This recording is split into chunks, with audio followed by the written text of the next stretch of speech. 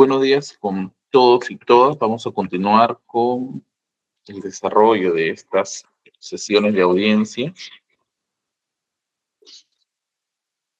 propios del control de acusación.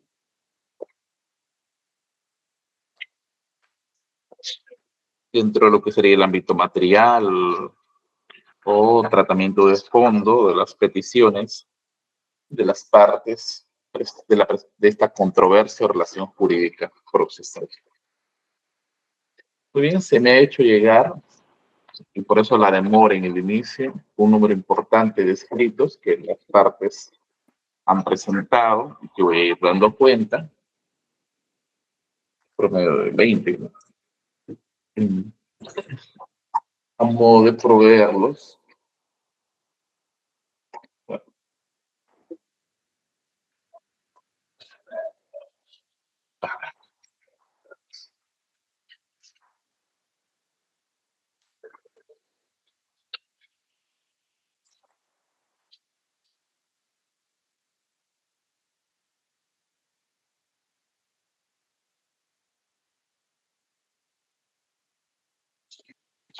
Muy bien.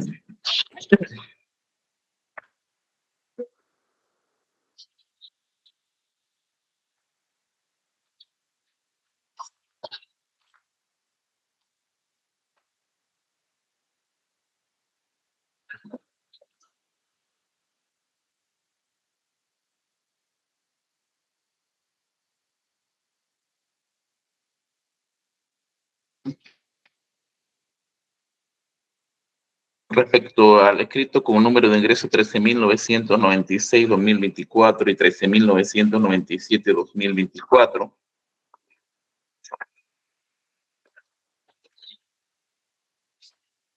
se trata de un mismo escrito que ha postulado la Procuraduría Pública ad hoc para el caso Odebrecht.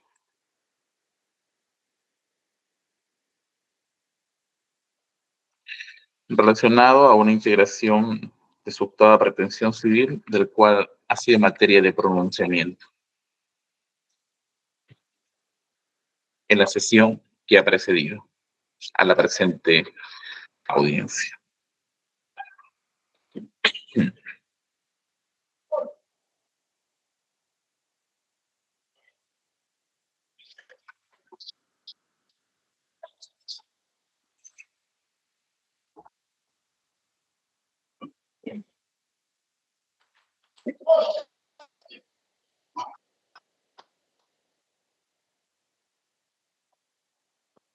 Con relación al escrito con número de ingreso 10.451-2024, presentado por el Ministerio Público con la sumilla, se cumple desde lo señalado, ¿no? Lo señalado en audiencia de fecha 14 de marzo de 2024, que es que en mérito a lo solicitado por su judicatura en audiencia de fecha 14 de marzo de 2024, este despacho cumple con presentar el listado de los medios de manera individualizada por acusado, por delito y por hechos, en el que se está detallando cada medio probatorio y su ubicación en el requerimiento mixto en el extremo acusatorio presentado a su despacho el día 25 de agosto del 2022. Muy bien, se pone en conocimiento de todas las partes procesales.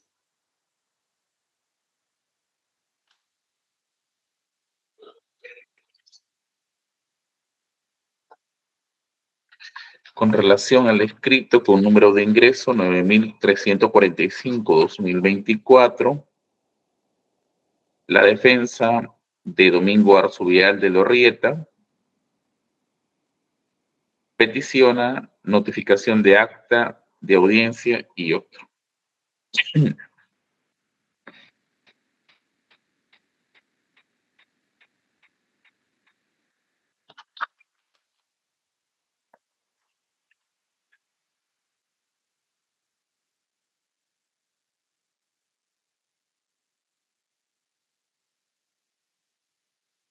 Este doctor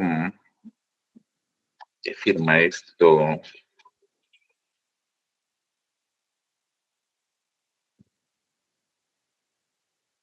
creo que es Jorge Zúñiga. De acuerdo al contenido de su escrito, indica que necesita el acta de audiencia de la resolución interlocutoria que resuelve un recurso de reposición, pero no me señala de qué fecha. De la audiencia de control lleva el día 14 de marzo del 2023.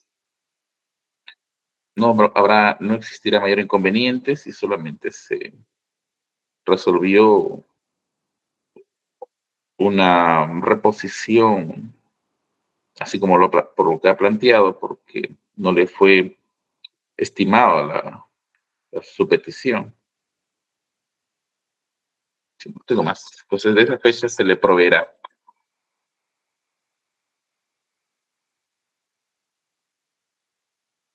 El escrito con número de ingreso 10.007-2024 ha sido presentado por el abogado de Jorge Torres Padilla, donde se indica que el 14 de marzo del 2024 se permitió el ofrecimiento de las pruebas del Ministerio Público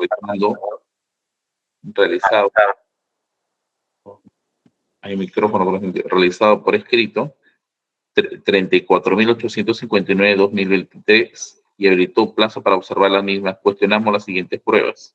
Y ahí consigna 5. Son 5 indican. Muy bien. Poner en conocimiento, notificar al Ministerio Público y a las demás partes. Después, sí, lo escucho.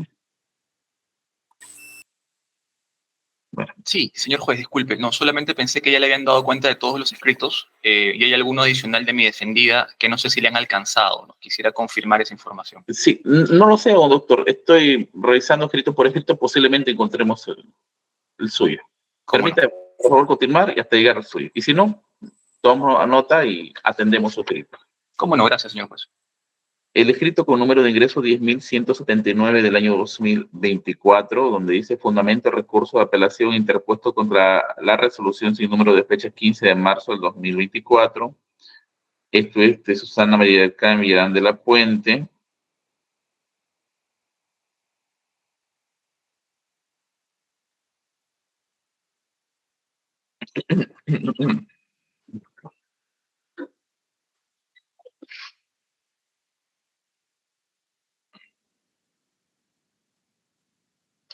Mediante el cual se declaró infundada nuestra excepción de improcedencia y de acción.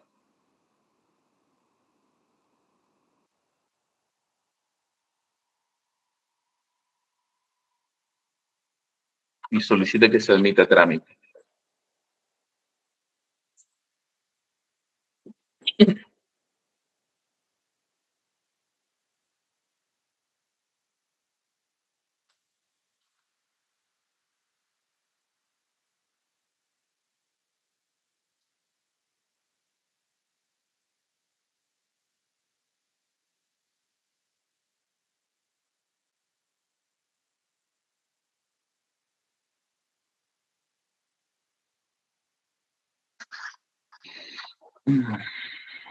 A ver, vamos sobre ese tema.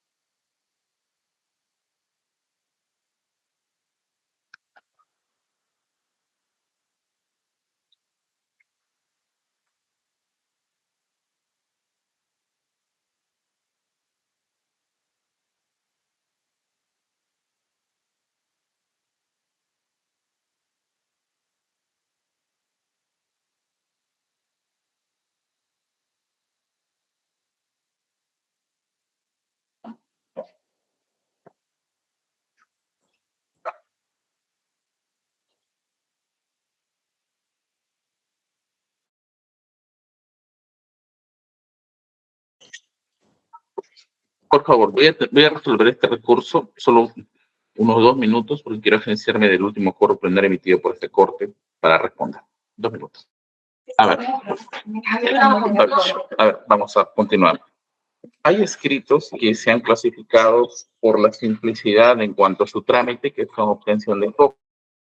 Los otros escritos están referidos a las impugnaciones y su fundamentación, que va a tener necesariamente una argumentación por parte de este juzgado para admitirlas o rechazarlas, porque estoy vinculado a cumplir con los acuerdos plenarios que se emiten de conformidad con el artículo 116 de la Ley Orgánica del Poder Judicial, y un tercer bloque que está referido a lo que son los medios de prueba ofrecidos y los cuestionamientos que se han efectuado en el plazo que, mediante autorización judicial, se ha expresamente señalado.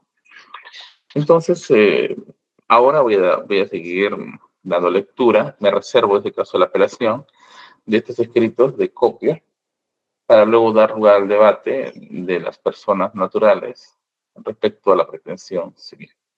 El escrito con número de ingreso 14.008-2024, por el que Limex extiende el apersonamiento al letrado Fabricio Daneri Pérez. Bien, téngase por autorizado y la participación también del letrado en el proceso. El escrito con número de ingreso 13.200-2024 es presentado por Freddy Jesús Chirinos Castro, en el que pide copias simples de las actuaciones insertas en los expedientes fiscales y judiciales. Los se expide un juego de las copias simples de los siguientes documentos. Escrito 56.248-2022 con sus respectivos anexos presentados por Momentum, Ogilvy y Mather. Y de folio 19.543 del cuaderno incidental 53. A ver, ¿me puede explicar cómo es esto? No llego a entender esta última parte. ¿Está el abogado?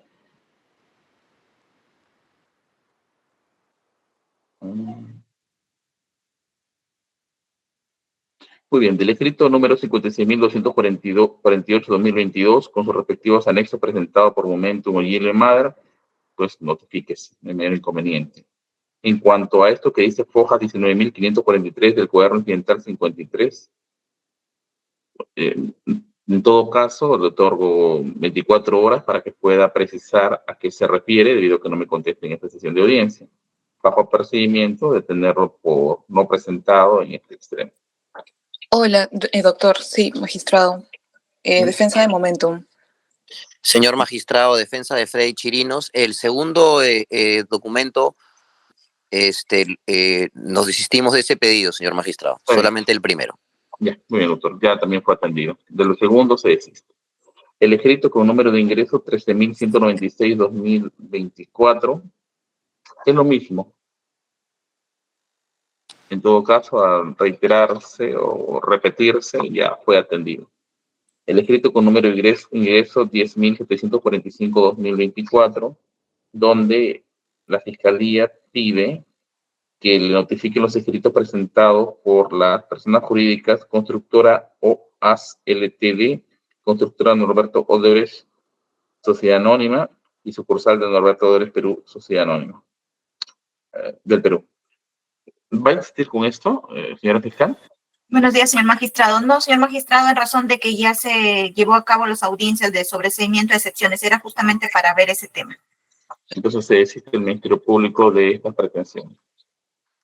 Gracias. Entonces, llamaré el espacio para poder revisar los siguientes documentos. El día de hoy había sido, se indicó que el día de hoy se iba a tratar sobre un cuadrito.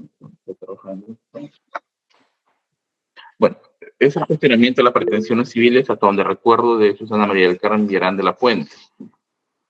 Sí, lo escucho. Félix, abogado. Doctor, muy buenos días. Buenos días con todos. Quedamos en que tenía que oralizar respecto al pedido de la Asociación Ciudadanos por Lima, que adjuntamos la ficha de la disolución. Quedamos en eso que debía sustentar, doctor. La disolución Ya.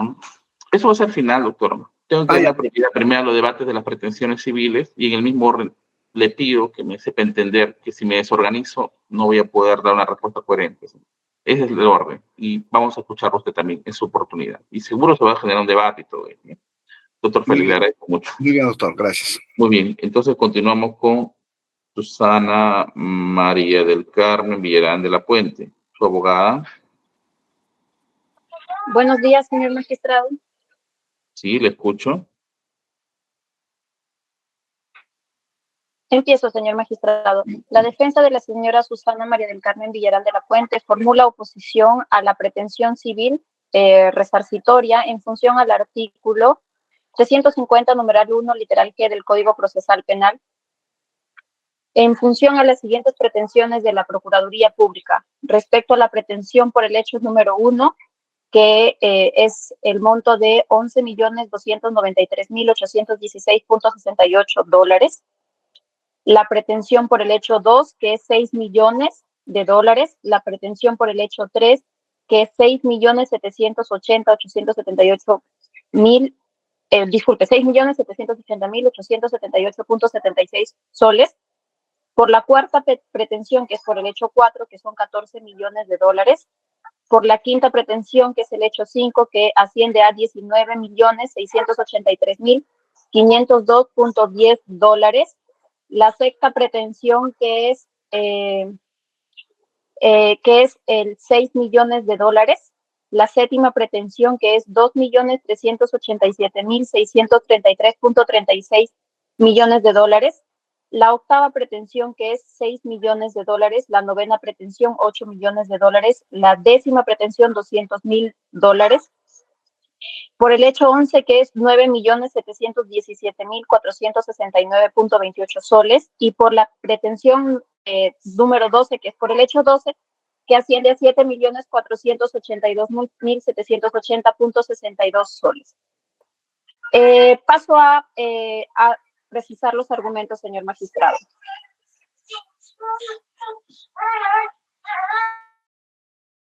Claro que sí, le escucho. Disculpe, permítame permítame un minuto, doctor. Está en 2 minutos, suspendo.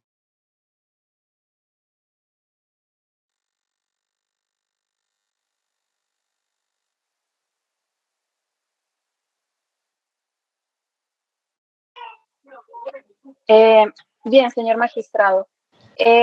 Primero, es importante tener en cuenta, ¿me escuchan? Disculpe. Sí, le escucho. Le escucho. Es importante tener en cuenta, señor magistrado, que estamos frente a un hecho de un contrato entre el Estado, la Municipalidad Metropolitana de Lima, y los privados en el contexto de una APP, una asociación pública-privada. Esto es importante tener en cuenta, ¿por qué? Porque el Estado en este caso no desembolsa dinero. Y esto va a ser transversal a cada una de las pretensiones que ha precisado la Procuraduría. ¿Por qué? Respecto al hecho número 1, señor magistrado, la Procuraduría presenta su pretensión por ese monto indicando de que la organización criminal habría perseguido un fin político que era mantenerse en el poder, que sobre eso ya se ha discutido, que no podría ser de una organización política, no podría ser criminalizado el fin político que persigue. Pero es importante, señor magistrado, aquí precisar que lo que la Procuraduría indica como daño o en donde se le habría ocasionado un daño, en todo caso, al Estado, sería en la identidad institucional del Estado peruano. Sin embargo, señor magistrado, ya la Corte Suprema en diferentes jurisprudencias ha mencionado cuál es el bien jurídico que protege el delito de asociación ilícita para delinquir. Y en ningún extremo, señor magistrado, es la identidad del Estado. Es claramente la tranquilidad pública, la seguridad pública. En ningún extremo es la identidad del Estado. Pero más grave aún porque la Procuraduría precisa y sienta su pretensión en ese daño, en el daño a la identidad del Estado. Más grave aún, señor magistrado, es que los montos que precisa la Procuraduría no tienen nada que ver con una lesión a un bien jurídico. Téngase en cuenta, señor magistrado, que el delito de asociación ilícita es un delito de peligro. Ahora bien, señor magistrado, lo más grave aún en el escrito de la Procuraduría, y usted lo puede ver a partir de las páginas 96, 105, 106, 107, señor magistrado, es que Procuraduría Pública precisa este daño de 11.293.816 dólares por hechos de corrupción de funcionarios. Sin embargo, señor magistrado, este mismo monto está pretendido en cada uno de los presuntos hechos de corrupción de funcionarios: colusión por los hechos por la empresa Odebrecht, corrupción por los hechos de la empresa OAS y por la empresa de Graña Montero. Procuraduría lo que hace es sumar todos los montos de aportes de campaña bajo la tesis de esta defensa e incluirlos en el delito de asociación ilícita para delinquir, pero bajo la rúbrica de que se ha generado delitos de corrupción de funcionarios que no tienen nada que ver con el delito de asociación ilícita para delinquir. En consecuencia, señor magistrado, usted podrá precisar del íntegro del escrito de la Procuraduría que no hay daño que restituir al Estado en función a este delito, pero no solamente por el hecho de que Procuraduría no haya podido explicar de dónde sale ese monto, señor magistrado, sino porque esta defensa postula que no ha habido hecho antijurídico que genere o generador de este monto que la Procuraduría señala. Porque bajo el criterio de esta defensa es que no existe el delito de asociación ilícita para delinquir. Pero tampoco, señor magistrado, existe una redacción precisa, exacta, concreta, de cuál habría sido la conducta de mi patrocinada que definitivamente incida en el daño que la Procuraduría pretende. Estamos hablando solo del delito de asociación ilícita para delinquir. No nos vamos a meter a los delitos de corrupción en este momento. La Procuraduría sobre este delito no lo ha precisado, señor magistrado. No existe ni una sola línea en su escrito respecto de cuál sería la conducta de mi patrocinada respecto del delito de asociación ilícita que genere el daño pretendido. ¿Cómo lo generó? ¿De qué forma se generó? ¿Cuál fue la conducta? ¿En qué momento? Tampoco, señor magistrado. Respecto del hecho número 2, señor magistrado, que viene a ser por el delito de colusión agravada, y esto es en el caso de la revocatoria de las autoridades municipales en el año 2013. Aquí, señor magistrado, hay una cuestión muy importante que su despacho debe resolver, que es el nexo causal. ¿Cuál fue la conducta de mi patrocinada que le imputa en su momento Fiscalía y por el cual Procuraduría finalmente tiene una pretensión resarcitoria? Mi patrocinada participó en los acuerdos de Consejo 825 y el acuerdo de Consejo 2388. En uno se declara de interés y en otro será la adjudicación del proyecto Vía Expresa Sur, señor magistrado. En ninguno de ellos mi patrocinada expresó un voto concreto. Mi patrocinada no tiene voto. Tenía voz, sí, pero no tenía voto. ¿Y quiénes realizan esta declaratoria de interés, esta adjudicación? El Consejo. Nuevamente volvemos a que la acción lo realiza el Consejo Municipal, señor magistrado. ¿Dónde está la conducta de mi patrocinada que generaría, en todo caso, este daño que pretende Procuraduría? Y aquí, señor magistrado, hay cuestiones muchísimo más complejas, que es si Procuraduría indica que el acuerdo o que el contrato que se firma entre la Municipalidad de Lima con los representantes de la empresa Odebrecht, señor magistrado, sería un contrato ilegal en conjunto, señor magistrado, y que con este contrato se le habría lesionado a los intereses del Estado, por algo se le imputa colusión agravada, señor magistrado, ¿dónde ubicamos, o en todo caso, cuál sería la calificación jurídica o la calificación que Procuraduría, y me gustaría recibir una respuesta en este aspecto, del 4% del monto que recibe el Estado, la Municipalidad Metropolitana de Lima, por el derecho de concesión al firmarse este contrato? Y eso está establecido en el contrato de Rutas de Lima, artículo 10.16. Y además, señor magistrado, hay otro punto importante aquí, el monto de inversión. Aquí un privado está invirtiendo. ¿De qué forma se lesionaría al Estado si un privado está invirtiendo el 100% del capital?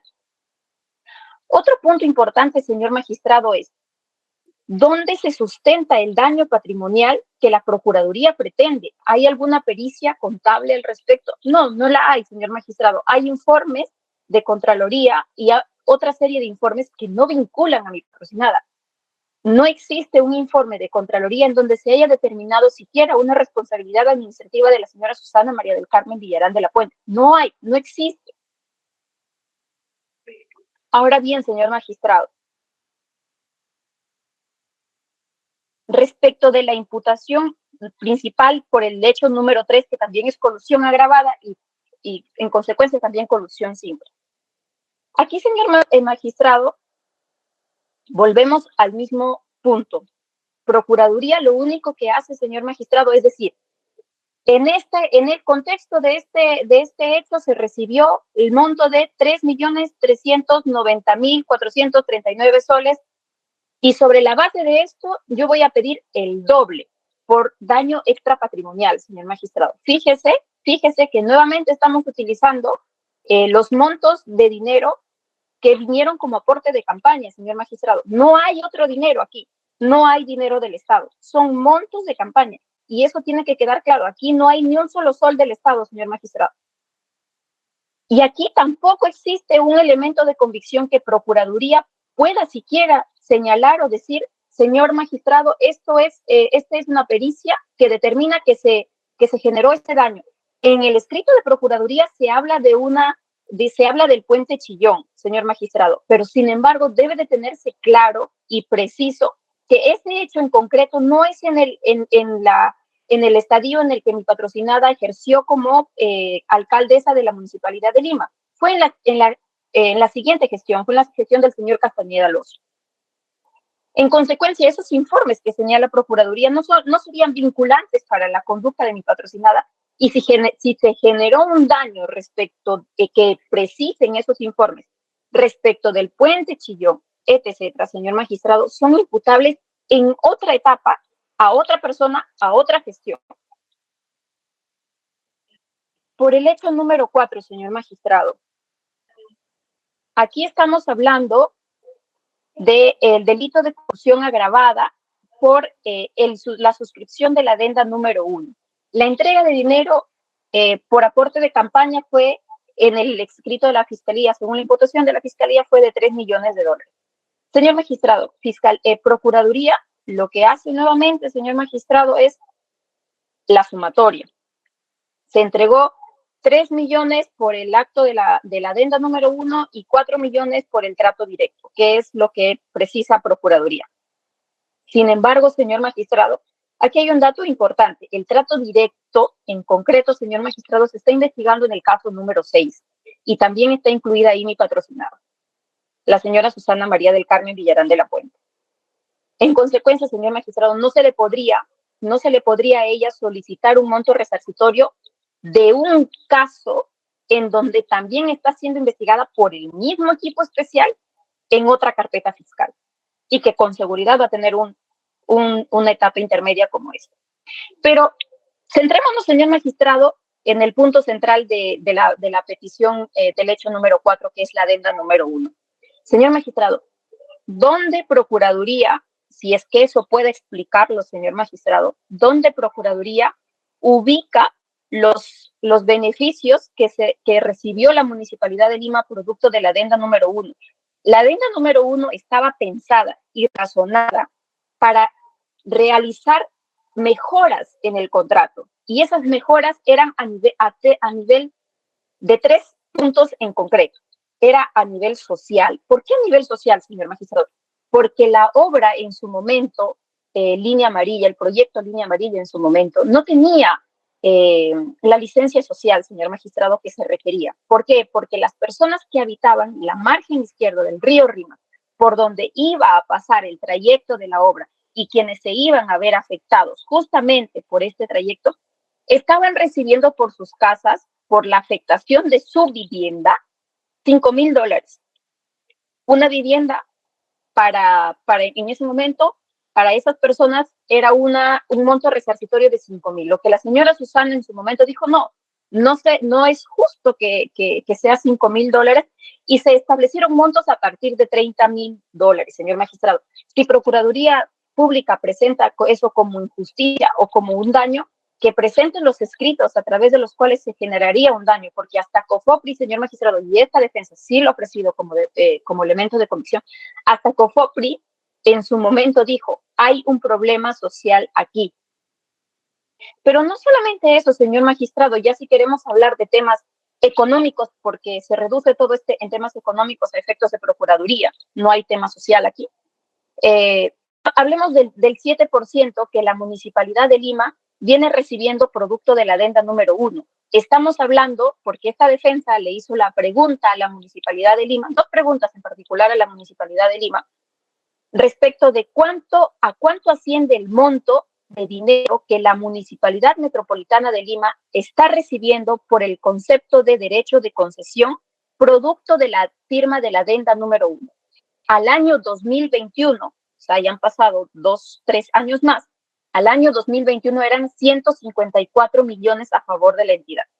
¿Dónde ubicamos este monto, señor magistrado, si Procuraduría dice que ha recibido un daño? ¿Dónde ubicamos este beneficio? ¿En daño también? O simplemente vamos a calificar de manera absurda este beneficio de 154 millones como un beneficio ilegal que está recibiendo la Municipalidad de Lima? Porque es gravísimo lo que se está haciendo aquí, señor magistrado. O sea, se está diciendo que la adenda número 1 es un acto corrupto, pero sin embargo, la Municipalidad de Lima se está beneficiando por más de 154 millones producto de esa adenda. Señor magistrado, nuevamente, vamos por el hecho número 5, colusión simple, y ahora estamos hablando por el tema de la empresa Graña Montero, por la solicitud de los $200,000 por el gerente municipal José Miguel Castro Gutiérrez. Señor magistrado, Procuraduría tampoco precisa cuál sería, en este caso en particular, la conducta concreta de mi patrocinada que genere de una u otra manera el daño que se pretende. No lo precisa. No hay ningún elemento de convicción que Procuraduría afirme, que diga, este es el daño que se ocasionó al Estado, porque preciso, vuelvo y repito, señor magistrado, estamos hablando de APPs, Asociación Pública Privada. El Estado no desembolsó ni un solo sol. Y para ser incluso más exactos, y con material probatorio, esta defensa le preguntó a la Municipalidad de Lima, señores funcionarios de la Municipalidad de Lima, infórmenos cuánto se ha desembolsado producto de la suscripción de algún contrato de concesión en el contexto de del gobierno de la señora Susana María del Carmen Villarán de la Puente por parte de la municipalidad. ¿Qué respondió la municipalidad? Que no pudieron haber desembolsado ni un solo sol de dinero, porque si lo hubiesen hecho, hubiese sido ilegal. Además, señor magistrado, como es transversal a todos estos hechos, no existe, desde el punto de vista de esta defensa, un hecho ilícito que genere este daño. Y nuevamente, señor magistrado, estamos aquí al monto de aporte de campaña. Y esto vuelve y se repite porque el monto de aporte de campaña es un único monto y Procuraduría lo ubica como daño patrimonial en asociación ilícita para delinquir. En cada uno de los aportes de campaña por cada uno de los hechos que Procuraduría considera ilícitos, pero aquí es más grave aún, porque en los hechos de lavado, nuevamente, vamos a repetir los mismos montos, señor magistrado. Procuraduría en Seguridad va a decir, el delito de lavado de activos es un delito autónomo, Fiscalía probablemente tenga la misma posición, señor magistrado, esta defensa no va a discutir ello. Esta defensa lo que va a discutir es que estamos hablando de un mismo monto que se está pretendiendo, de un mismo hecho, de un mismo dinero, que se pretende por el delitos de corrupción de funcionarios, el mismo monto, el mismo dinero, se pretende por el delito de asociación ilícita para delinquir, el mismo monto, el mismo dinero, se pretende por el delito de lavado de activos. En efecto, y así está, por el delito de lavado de activos, por el caso de Odebrecht, en el contexto de la consulta popular del año 2013, se pretende por el delito de lavado en la Procuraduría 6 millones. Lo mismo, en el mismo sentido, por el delito de lavado, caso Odebrecht, en el contexto de las elecciones del año 2014, $2,387,633. Con lavado, nuevamente, en el contexto de la consulta popular, aporte de campaña, 6 millones. Nuevamente, hecho 9, lavado, elecciones, disculpe, señor magistrado, esto es por la empresa OAS, elecciones, 2014, 8 millones, señor magistrado. Note, por favor, note, señor magistrado, que estamos hablando de montos de entregas de dinero que han sido ya objeto de pronunciamiento de la Procuraduría para una pretensión resarcitoria en cada uno de los hechos corruptos a criterio del Ministerio Público y de Procuraduría. Nuevamente, volvemos al mismo hecho. Nuevamente, volvemos a los mismos montos en el delito de lavado de activos. Y lo mismo versa por el tema de Graña y Montero, que es el hecho 10. Nuevamente estamos hablando de 200,000 soles, $200,000 por el tema de lavado de dinero. Señor magistrado, lo más grave también, o bueno, igualmente grave, viene en el hecho 11, porque en el hecho 11, por una no declaratoria de gastos, por el delito de falsedad genérica, simplemente Procuraduría lo que ha hecho es una cuestión matemática. Se entregó tanto dinero por parte de las empresas de Brasil, por parte de la empresa Graña y Montero, multiplico por 2 y es mi daño patrimonial. Señor magistrado, así de simple no es, tiene que probarlo. ¿Ya? Pero no solamente eso, señor magistrado, aquí tendría que probar el daño, señor magistrado, de un hecho solemne, de un hecho de honor. Aquí las personas, por honor, se comprometieron a decir cuáles eran los gastos de campaña en los que incurrieron. Sin embargo, señor magistrado, este hecho de honor no obedecía a ningún tema administrativo en concreto y tampoco obedecía a una obligación legal en concreto. En consecuencia, que Procuraduría precise dónde está el daño, con qué elemento de convicción pretende acreditar el daño, cuál es la conducta concreta de mi patrocinada que generó ese daño, señor magistrado. Y en ese mismo sentido, en el hecho número 12, Procuraduría pretende una reparación de 7 millones por el delito, 7.482.780 soles, por la no declaratoria de gastos, señor magistrado, en el contexto de las elecciones del año 2014.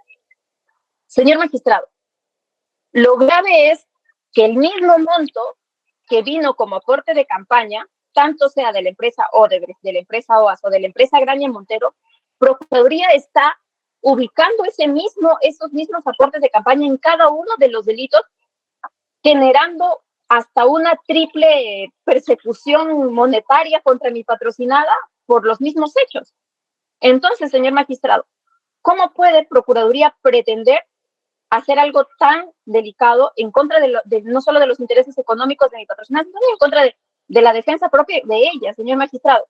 En consecuencia, por todos estos alegatos, señor magistrado, sustentamos nuestra oposición con la Procuraduría y solicitamos se sirva admitirla.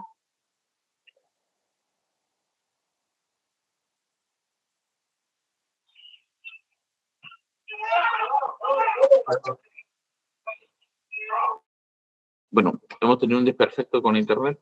Continuamos. Letrada. Señor magistrado, ya había terminado mis argumentos, no sé si se me escuchó, en todo caso. Está bien. Ministerio Público. Procuraduría. Gracias, señor magistrado. Nuevamente, buenos días, señor magistrado, y con los demás sujetos procesales. Perdón, señor magistrado, creo que hay un micrófono abierto. Pamela, desactive ese micrófono porque no puedo manejarlo. Está bien, lo escucho. Gracias. Por parte de esta Procuraduría Pública solicitamos que los argumentos de la defensa técnica de la señora Susana Villarán sean rechazados por los siguientes motivos, y al final, lo cual ahora vamos a exponer. Como primer punto, se han utilizado algunos argumentos que no pertenecen propiamente a nuestra pretensión civil por parte de la defensa técnica, como por ejemplo que se trata de criminalizar la idea o la actividad política, esto a través de un partido político, ¿no? Se ha dicho textualmente que la Procuraduría lo que hace es criminalizar a un partido político.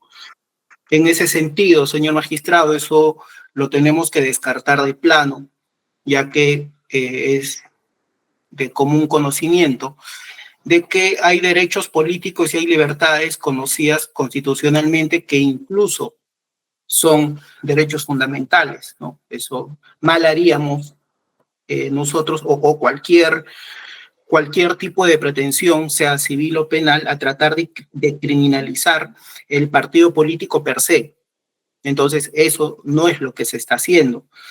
De lo que se trata es que nosotros, como Procuraduría, nos basamos en el fáctico y las imputaciones que están establecidas por el representante del Ministerio Público, por la Fiscalía, que entendemos que no es la criminalización de un partido político. Es decir, el delito, señor magistrado, y con el debido respeto, que esto se entienda también a las demás partes, el delito no es la creación de un partido político per se, o la participación o el ejercicio de la libertad en todas sus modalidades.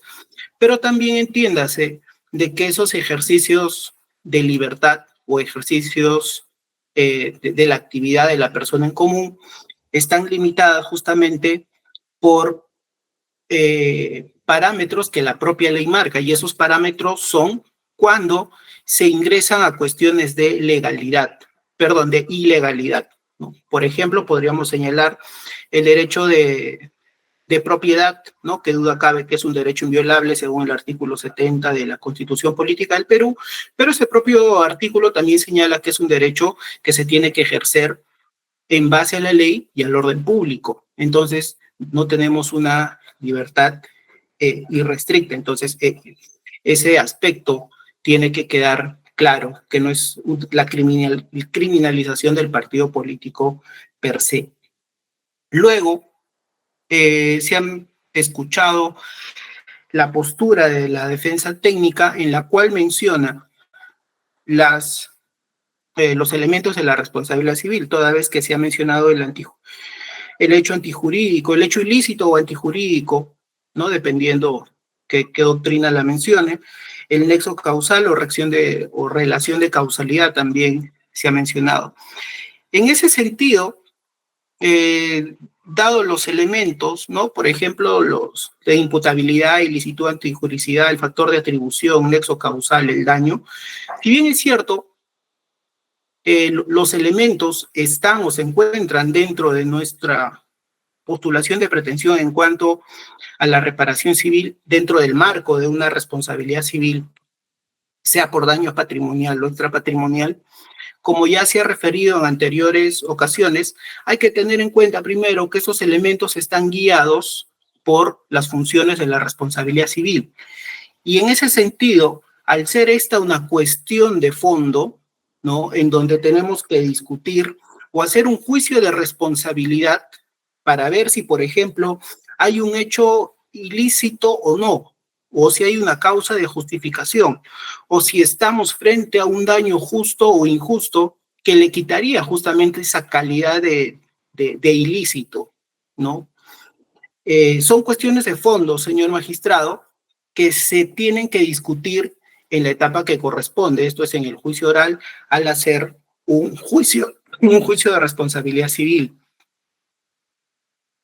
Se ha escuchado también hablar sobre el nexo causal, ¿no? Que prácticamente lo que se está discutiendo acá, ¿no? Cuando se habla del nexo causal, es la vinculación que existe entre el evento lesivo y el daño producido. Entonces, al cuestionar ese nexo causal, lo que se estaría postulando es que ese nexo justamente no existe, o sea que hay un rompimiento del nexo causal o una fractura del nexo causal. Y caemos o volvemos a lo mismo, que es una cuestión de fondo que en base a la valoración probatoria que cada parte oportunamente alegará, va a ser materia de valoración, y eso es un juicio de responsabilidad civil, eso es un tema de fondo, señor magistrado, y lo mismo pasa con el tema de la antijuricidad, ¿no? En donde debemos tener en cuenta que la antijuricidad no es otra cosa que la constatación de que el daño causado no está permitido por el ordenamiento jurídico, que es justamente lo que nosotros hemos mencionado en nuestro escrito. Y nuevamente se vislumbra en este caso que es un tema de fondo, porque tiene que haber cuestión valoratoria o tiene que haber valoración de la prueba para discutir el fondo de este asunto. Entonces, en esta etapa no podemos hacer un juicio de responsabilidad civil o no podemos discutir al respecto. Y a propósito, dentro del nexo causal, la defensa técnica ha indicado o ha mencionado temas contractuales, temas específicamente del contrato. Debemos tener en cuenta, señor magistrado, nuevamente, de que aquí estamos ante una acumulación heterogénea de pretensiones. Por un lado tenemos el objeto penal, por otro lado tenemos el objeto civil. El objeto civil es independiente del objeto penal. Entonces, al tratar de discutir cuestiones netamente contractuales, debemos mencionar, nosotros no estamos cuestionando el contrato per se, o sea, no estamos discutiendo sobre cláusulas. Si hubiera una discusión sobre, por ejemplo, nulidad o cláusulas abusivas o cláusulas draconianas dentro del marco de una ejecución de obligaciones o dentro del marco obligacional dentro de un acuerdo de las partes, eso se tendrá que discutir en la vía y en la etapa que corresponde en todo caso, sobre un tema netamente contractual. Aquí estamos sobre las consecuencias generadas a raíz de los hechos imputados por parte del Ministerio Público a los acusados, ¿no? Si no, de otro modo, tendríamos que retrotraer o tendríamos que discutir necesariamente, por ejemplo, sobre actos preparatorios, el proceso de selección, el marco de ejecución del contrato dentro de las contrataciones, o ir a los temas de APP en específico, la cual, si bien es cierto, está relacionado, pero reiteramos que nosotros no estamos discutiendo los temas contractuales per se, los cuales, si bien están relacionados, pero no, ese argumento de que la cláusula del contrato X, ¿no? Es una cláusula correcta o idónea, eso no puede servir para contradecir o desaparecer una pretensión por parte de esta Procuraduría respecto del objeto civil, reiteramos, señor magistrado. Luego también se ha ingresado a discutir el tema de la cuantificación de los daños. Aquí también debemos hacer una aclaración, ya que en las pretensiones debemos diferenciar si se tratan sobre daños patrimoniales o extrapatrimoniales. No todas tienen daño patrimonial y no todas tienen daño extrapatrimonial, por ejemplo, ¿no? Entonces, se discute o se cuestiona el doble, que es el duplo, ¿no? El duplo, que es un criterio que hemos adoptado, pero no es un criterio, y esto entiéndase bien, aun cuando, repito, no es algo que se debe discutir en esta etapa, pero creo que estamos en la necesidad de sí aclarar esto para no generar malos conceptos o no contribuir a conceptos erróneos o equivocados. Entonces, cuando se habla del duplo, hay que tener en cuenta que es un criterio no arbitrario, no algo inventado, sino que está plasmado incluso por nuestra propia normativa y también por la jurisprudencia, por la doctrina jurisprudencial, ni qué decir por la doctrina, sea nacional o extranjera. Por ejemplo, podríamos ubicar el artículo 1332 del Código Civil, que puntualmente habla sobre una valoración equitativa, ¿no? Esto debe entenderse en concordancia, ¿no?, con el artículo 1983 del Código Civil también, que habla sobre una responsabilidad solidaria, ¿no?, sobre una responsabilidad solidaria entre los responsables del hecho punible conjuntamente con los terceros civilmente responsables de ser el caso. Entonces, si bien es cierto, aquí no vamos no es la etapa para debatir, como la defensa técnica ha mencionado, por qué la Procuraduría pide el duplo. Básicamente, hay que aclarar que eso está basado en una cuestión, en un criterio no arbitrario ni inventado por parte de la Procuraduría, sino que ya tiene reconocimiento en nuestra legislación nacional, que a su vez esto fue recogido también por la jurisprudencia y la doctrina. De otro lado, también hay que señalar que no hay una repetición de montos, ¿no? Es decir, la defensa técnica estaría mencionando de que hay una identidad de montos en los hechos punibles. En este caso debemos indicar de que justamente las pretensiones, ¿no? Como están configuradas, al menos en el presente proceso penal, tenemos 12 hechos. De esos 12 hechos debemos tener en cuenta que, por ejemplo, tenemos el delito de asociación ilícita, tenemos los delitos de colusión agravada, en algunos casos alternativamente negociación incompatible, tenemos los delitos de lavado de activos, tenemos los delitos de alteración de la información respecto de la autoridad electoral y falsa declaración o alternativamente alteración de la información también. Entonces, debe tenerse en cuenta que no se trata del mismo hecho punible, señor magistrado, son hechos punibles distintos. Por un lado, esto se puede advertir que hay una pretensión, por ejemplo, sobre el delito de colusión. Y por otro lado, una pretensión respecto del delito de lavado de activos. Y ahí es que justamente en estos supuestos hablamos de un daño extrapatrimonial que en base a un criterio de cuantificación, esto entendido en el marco de funciones y elementos de la responsabilidad civil, postulamos dichos montos que al final, ¿no? Al final, luego de un juicio de responsabilidad civil, tendrá que ser decidido en la etapa que corresponde, ¿no? Es decir, en sentencia decidirá sobre la reparación civil y allí las partes, en esa etapa las partes que no están de acuerdo o que tienen alguna disconformidad con la forma como se ha evaluado el tema del monto, o si no está de acuerdo con los criterios, allí las partes podrán exponer lo que consideren conveniente en este tema de fondo del por qué no están de acuerdo con este monto. O podrán indicar los medios probatorios respectivos del por qué de repente a criterio de la defensa técnica no es un hecho antijurídico o hay rompimiento o fractura del nexo causal, ¿no? También ha mencionado de que la Procuraduría Pública no ha mencionado la conducta, de la señora Villarán. Al respecto se debe mencionar lo siguiente también, las conductas, ¿no? de los acusados en este caso están precisamente señaladas en las imputaciones.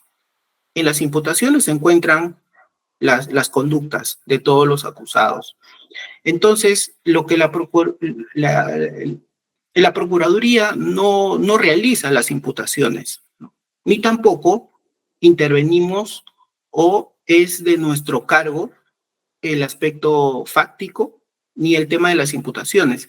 Entonces, cuando se cuestiona y dice la Procuraduría no ha señalado cuál es la conducta específica del acusado o de la acusada, debe tenerse en cuenta que esas conductas se encuentran en las imputaciones, teniendo en cuenta que nos encontramos ante un marco del objeto civil independiente del objeto penal, ¿no?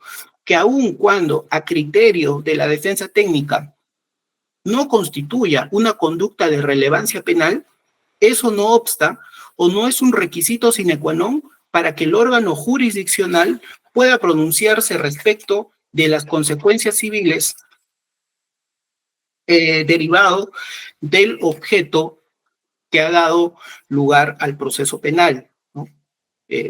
Como ya se ha mencionado en anteriores oportunidades, esto tiene amparo en el artículo 12.3 del Código Procesal Penal, el cual tiene eco, a su vez, en la casación 1535-2017 Ayacucho, o el Acuerdo Plenario 4-2019. En ese sentido, señor magistrado, nosotros reiteramos nuestra solicitud que no sea de recibo los argumentos postulados por la defensa técnica de la señora Susana Villarán. Gracias.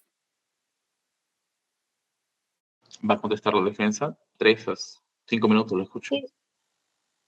Sí, señor magistrado. Voy a ser bastante puntual, señor magistrado.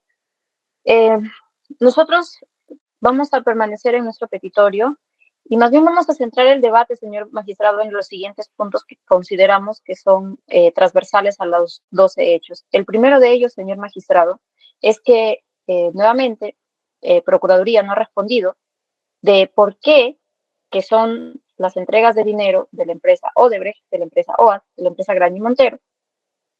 ¿Por qué este hecho en concreto, señor magistrado, y los montos en concreto, los ubica, y las conductas también, por cierto, los ubica en los hechos de asociación ilícita, en el monto para pedir un monto de asociación ilícita, para pedir otro monto por el delito de lavado de activos, para pedir un monto similar por el delito de falsedad genérica, para pedir otro monto similar por el delito de falsa declaración en un procedimiento administrativo?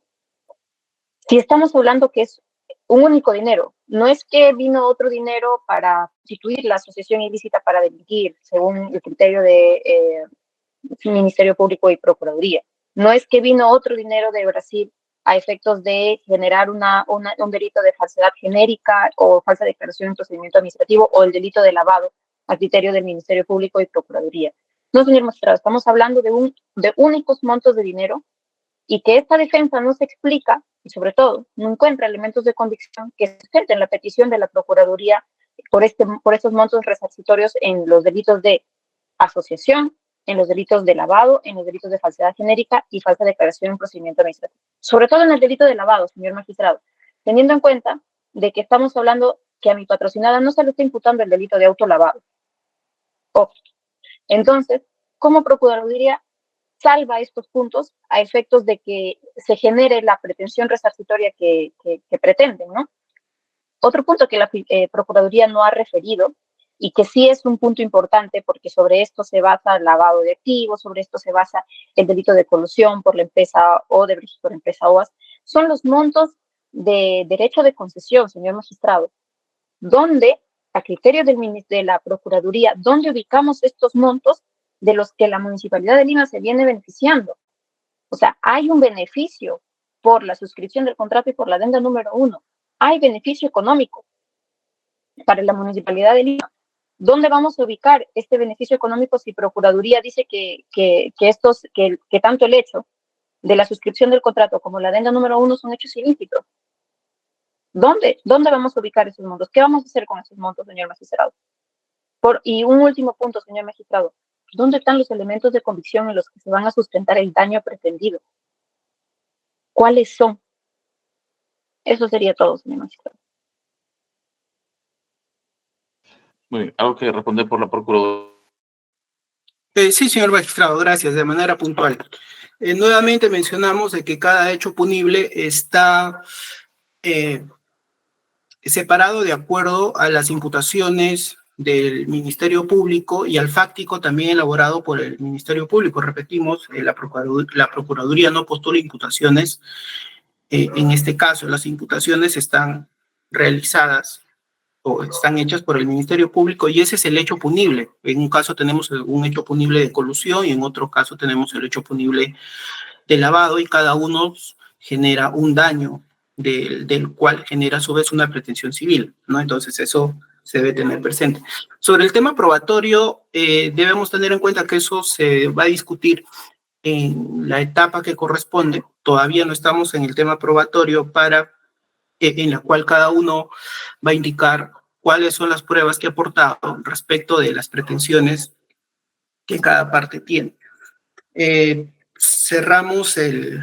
Para cerrar esta parte, señor magistrado, debemos mencionar que la defensa técnica también no ha tenido en cuenta algunos aspectos respecto de la cuantificación. Por ejemplo, cuando ha mencionado en su primera intervención el hecho 11, ha indicado que nosotros hemos tomado como base de cuantificación los montos ingresados, y esto no es así. De nuestro escrito se puede apreciar de que en ese hecho, es decir, no es, hay que evaluar el caso concreto en cada hecho punible, en cada pretensión.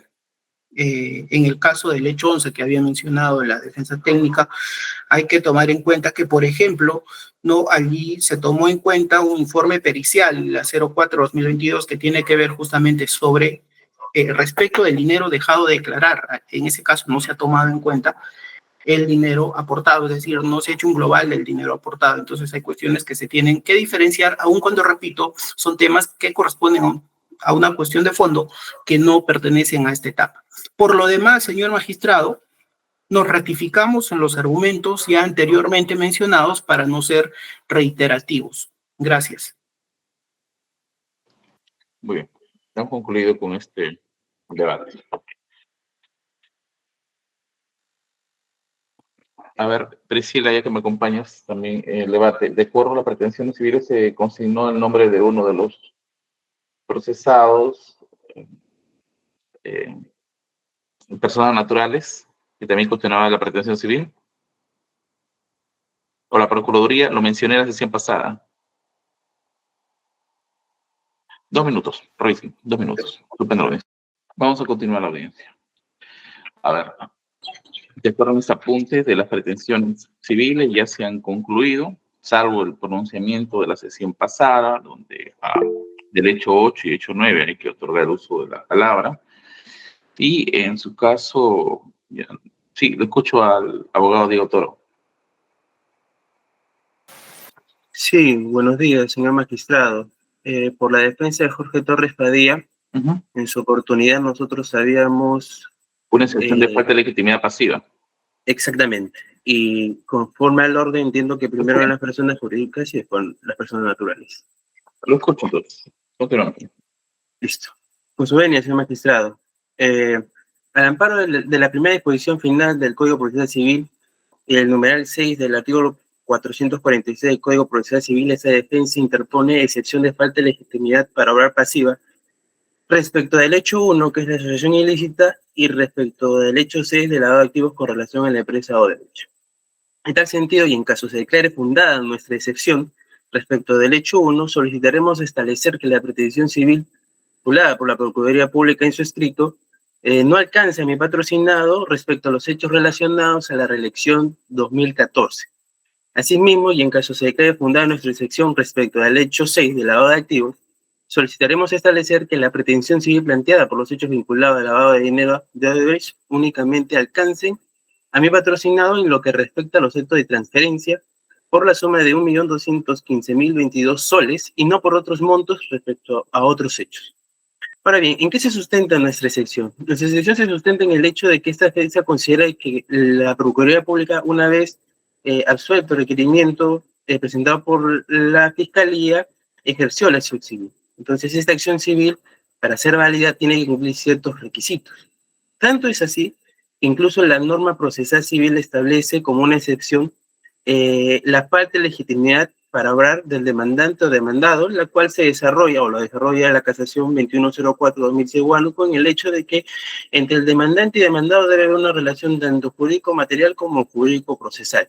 Esta defensa considera que sobre lo fundamentado no solamente por el Ministerio Público en su requerimiento, sino también por lo fundamentado por la Procuraduría Pública en su escrito, en donde postula su pretensión civil, no hay aquella identidad. En el hecho 1, que es la primera parte de nuestra excepción, tanto en la acusación y en el escrito de la Procuraduría, el hecho contiene 2 subhechos. Eso ha quedado claro a lo largo de las sesiones, y el primer hecho, o el primer subhecho, es relacionado a la revocatoria, en la cual mi patrocinado se encuentra comprendido, y el segundo subhecho es la reelección 2014. Como había mencionado, de los 2 subhechos, mi patrocinado solamente está relacionado a la revocatoria 2013. Esto incluso es precisado por la Procuraduría Pública respecto a la revocatoria 2013, porque en su escrito, en la página 97, hace un listado de las personas que participan precisamente en este subhecho, en el cual precisamente se encuentra mi patrocinado. Lo mismo hace con la reelección 2014, hace un listado de las personas que participan, eso es a folio 101 de su escrito, y en este no se comprende a mi patrocinado. Entonces, a este tema que hemos ya mencionado, se le agrega el hecho que también a mi patrocinado se le está imputando el hecho 6 por lavado de activos de Odebrecht y el hecho 8, lavado de activos OAS, ambos hechos precisamente vinculados no a la reelección 2014, sino a la revocatoria 2013. Entonces, esta defensa considera que del punto de vista procesal de las condiciones de la elección de la legitimidad para obra pasiva, mi patrocinado no se encuentra vinculado a los hechos relacionados a la reelección 2014 en la medida que no participa ni tampoco es imputado por tales hechos. En tal sentido, sobre esos fundamentos, como primera parte de esta sección respecto del hecho 1, como ya se mencionó, solicitaremos que se establezca que la pretensión civil postulada por la Procuraduría Pública en su escrito respecto de los hechos relacionados al 2014, o sea, la reelección 2014, no alcancen a mi patrocinado. Eso es sobre el hecho 1. Sobre el hecho 6, que está relacionado al delito de lavado de activos con la empresa Odebrecht, hay que tener en cuenta que esto inicia con un supuesto lavado de $3 millones, el cual, según el sustento fáctico del Ministerio Público, precisa que de estos $3 millones, esto ya es como un segundo acto, 2 millones se quedaron en Brasil y 1 millón se fue integrado de manera en efectivo a Miguel Castro Gutiérrez. Y esto también ha sido replicado por la Procuraduría en su escrito a foja 258. De ese $1 millón se le imputa a mi patrocinado la cantidad o el importe de 1.215.022 soles. Eso está a fojas 1057 requerimiento fiscal. En tal sentido, esta defensa considera respecto a los hechos planteados, precisamente en el hecho C, porque son varios hechos jurídicos que se establecen ahí, que mi patrocinado solamente debe responder por lo ya fijado por la Fiscalía en su requerimiento, que se le imputa por un acto preciso de transferencia, o sea, es un hecho de transferencia de 1.215.000 soles. En tal sentido, esta defensa considera que se debe establecer la pretensión civil planteada por los hechos vinculados de lavado de dinero de Odebrecht únicamente respecto a mi patrocinado al monto que ya se ha mencionado. Eso sería todo, señor magistrado. La Procuraduría. Gracias, señor magistrado. Por nuestra parte, solicitamos que los argumentos esgrimidos por parte de la defensa técnica antes mencionada no sean de recibo por los siguientes argumentos. Se han citado los hechos 1 y los hechos 6 para cuestionar nuestra pretensión civil dentro del marco de una excepción de falta de legitimidad para obrar pasiva. Debe tenerse en cuenta, señor magistrado, que las pretensiones están basadas en el fáctico, como ya antes se ha mencionado, que han sido postuladas por el Ministerio Público. En ese sentido, se debe apreciar que aparentemente hay una confusión al momento de leer los hechos, cada uno de ellos, ¿no? Porque debemos advertir que el hecho 1, que es por el delito de asociación ilícita, este hecho 1 comprende las dos campañas. Entonces hay que separar que, a diferencia de los demás hechos en donde sí versa solamente sobre una campaña, por ejemplo, para contextualizar un poco cómo debemos separar y entender ello, la campaña de reelección, solamente por reelección, por ejemplo, está vinculado al hecho 3, 7, 9 y 12, por decir, ¿no? Pero en el caso del hecho 1, trata sobre ambas campañas. Entonces, no trata únicamente sobre una campaña de forma exclusiva. Entonces, en ese sentido, de acuerdo al marco fáctico, es que se encuentra comprendido dentro de nuestra pretensión civil el acusado Torres Padilla, ¿no?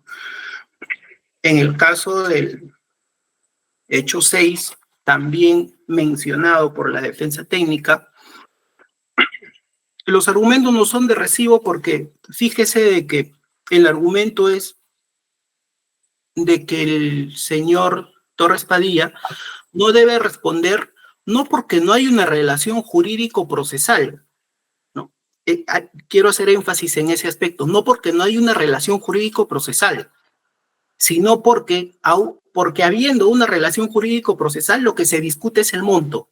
Entonces, ese argumento desvirtúa su cuestionamiento de la pretensión civil, porque se puede advertir que en realidad sí hay un vínculo, sí hay una relación jurídica procesal. Lo que está discutiendo la defensa técnica no es el vínculo, lo que está discutiendo es una cuestión de fondo respecto del monto, que como ya se ha indicado también, cuestiones de fondo se van a discutir en el marco de un juicio de responsabilidad civil, toda vez que la defensa técnica ha mencionado de que su patrocinado debe responder única y exclusivamente por el monto que ha sido materia de transferencia o por el monto que se le vincula. Sin embargo, aun cuando no sea la etapa para discutir, también nos vemos en la necesidad de aclarar lo siguiente. Estamos ante un marco de obligaciones solidarias, señor magistrado, obligaciones solidarias generadas justamente de las consecuencias negativas derivadas de la lesión de un bien jurídico tutelado en este caso. Entonces, eso genera, y porque la ley lo manda, no porque nosotros lo digamos, sino porque la ley lo manda, ya que debemos tener en cuenta que la solidaridad no se presume, sino que debe ser de forma expresa, estamos ante un hecho punible en la cual los cocausantes, vale decir acusados, y en su caso tercero civilmente responsable, responden solidariamente por el hecho punible, señor magistrado. No estamos hablando ante una obligación mancomunizada. Si fuera una obligación mancomunizada, la discusión sería distinto, pero en este caso no corresponde, toda vez que estamos ante una obligación solidaria. En ese sentido, reiteramos nuestra solicitud para que la excepción formulada por la defensa técnica, en este caso respecto del hecho 1 y el hecho 6, ya que tiene un plazo abierto respecto del hecho 8, que en su oportunidad, en caso la defensa lo estime conveniente, expondrá o lo hará valer, al momento, por esos hechos mencionados por la defensa técnica, reiteramos nuestra solicitud para que la misma sea rechazada. Gracias, señor magistrado. Lo escucho letrado. Digo, todo lo que estás intentando, lo escucho. Sí. Quiero comenzar por lo último que mencionó la Procuraduría, el cual nosotros también compartimos, donde precisa que las personas responden por el hecho punible. Así lo ha hecho. En tal sentido, la pregunta que podía formularse es, si eso es así, ¿cómo en el hecho 1 que se desarrollan dos subhechos, mi patrocinado va a responder por dos subhechos en el cual solamente participa en uno, en lo que es la revocatoria, y no participa en la reelección 2014? En tal sentido, la Procuraduría no ha establecido o no ha mencionado cómo es que la pretensión civil que se construye sobre estas dos campañas, como él menciona, mi patrocinado tendría que responder por las dos campañas, siendo que la misma Procuraduría en su escrito precisa que mi patrocinado solamente participó en una. Eso como primer punto respecto del hecho 1. Ahora bien, hay algo que también quería mencionar, que también se mencionó anteriormente en otras sesiones, sobre un recurso de nulidad del 2019-2017 Ucayali, donde de manera expresa precisa lo siguiente, solamente leer un párrafo. La reparación civil es única cuando se trata de un mismo hecho punible que causa un daño resarcible. Entonces se habla de un hecho punible. En palabras de la Procuraduría, es por la cual tiene que responder una persona. Entonces, de este hecho punible hay dos campañas. Son dos hechos punibles. Hay uno que responde a mi patrocinado porque así lo estableció la Fiscalía y en ese sentido la Procuraduría, pero en el otro no. Entonces, en eso habría una patente contradicción de lo desarrollado por la Procuraduría en ese extremo. Ahora bien, respecto al hecho 6, no es que, como ha dicho la Procuraduría, es que exista una relación jurídica procesal. No es así, sino es que es cuestión de irnos a los hechos, porque también yo le he dicho, pero vamos a los hechos. Ese tema no se inicia con ese 1.215.000 soles que se le imputan al patrocinado. Se inicia con una coordinación de 3 millones, que de los 3 millones, 2 se quedan en Brasil y uno es entregado acá al señor Castro, y es ahí recién donde entra en participación mi patrocinado. Por todos estos hechos, la Procuraduría Pública, por el hecho 6, está pidiendo $6 millones. O sea, son varios hechos, y eso se encuentra con mejor claridad si nos vamos a la imputación de la señora Susana Villarán, donde incluso se le imputan entre transferencia, ocultamiento, tenencia, unos 7 hechos. Y a mi patrocinado solamente se le imputa uno, que es de transferencia, precisamente por ese monto. En ese sentido, también encontramos cierta carencia de argumentos por parte de la Procuraduría respecto a ese punto que ya hemos desarrollado con anterioridad. En tal sentido esta defensa con ya los argumentos desarrollados de manera anterior y con los de ahora ya definidos, concluiría, señor magistrado. Procuraduría. Gracias, señor magistrado. Al respecto, debemos indicar que nuevamente se advierte que la defensa técnica, y hacemos énfasis reiterando este punto, ha postulado una excepción, fíjese, una excepción de legitimidad por falta de obrar pasiva. Y cuando se plantea una excepción de este tipo, lo que se estaría denunciando es una relación jurídica inválida porque hay una omisión o un defecto. Es decir, la persona emplazada, en este caso el acusado emplazado, a criterio de la defensa técnica, no debería estar en esa situación jurídica porque hay un defecto. Pero en este caso, los propios argumentos, de acuerdo a los propios argumentos de la defensa técnica, no se trata de un defecto de fondo que afecte la acción. No se trata de un defecto procesal, perdón, que afecte la acción per se, sino lo que discute o lo que en el fondo dice la defensa técnica, sí, está bien, estamos en el hecho 1 o estamos en el hecho 6, pero por ese monto no vamos a responder. Entonces, se advierte de que no hay un cuestionamiento sobre la legitimidad para obrar como tal, sino lo que se discute es un tema de fondo sobre el monto respecto a la cuantificación o al criterio que hemos tomado, que al final debe ser evaluado en un juicio de responsabilidad civil para, al momento de dictar la reparación civil, respecto a los acusados. Entonces, eso nos lleva a mencionar nuevamente que la excepción por falta de legitimidad para obrar pasiva, tal como está planteado, no tiene argumentos lógicos ni jurídicos, porque en el fondo se están cuestionando nuevamente criterios que pertenecen netamente a un juicio de responsabilidad civil. Nos ratificamos en los demás argumentos para no ser reiterativos, señor magistrado, y nuevamente solicitamos que se rechace dicha excepción. Gracias. Doctor Haro, levantó la mano, lo escucho. Doctor Haro. Gracias, señor. Sí, una cuestión muy breve respecto de lo que expuso el señor procurador en su intervención anterior sobre la solidaridad. Y es que en este momento, señor, en el que estamos discutiendo, no existe ninguna solidaridad. La solidaridad que por mandato de la ley existe es a futuro, cuando hay alguna sentencia o un pronunciamiento en su momento, eventualmente a futuro, si es que la autoridad judicial la impone. Hoy en día no existe ninguna solidaridad, señor. Eso es lo que quería recalcar. Gracias. Muy bien. Y hemos concluido. Solamente estaría pendiente o a la espera de los postulados que formulen las defensas técnicas respecto a las personas naturales que en la sesión pasada fueron incluidos.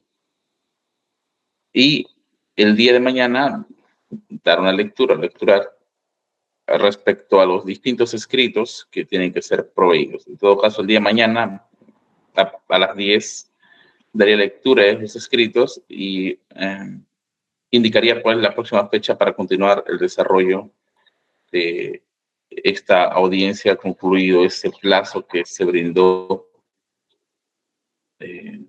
sobre el último asunto de inclusión de procesados. Muy bien, entonces suspendemos eso hasta el día de mañana. Lo escucho a la Procuraduría. Gracias, señor magistrado. Solamente un minuto para dar respuesta a lo mencionado por el doctor Haro. Solamente para precisar que no hemos afirmado que estamos ya ante una decisión de sentencia. Si bien es cierto, esto se va a decidir en sentencia, pero estamos hablando de obligaciones que por mandato de la ley sí son solidarias, no son mancomunizadas. Gracias, señor magistrado. Muy bien, suspendemos hasta mañana entonces, 10 de la mañana. 9 de la mañana, es 9 de la mañana. Muy bien. Buenos días con todos. Gracias, buenos días con todos. Buenos días con todos. Buenos días con todos.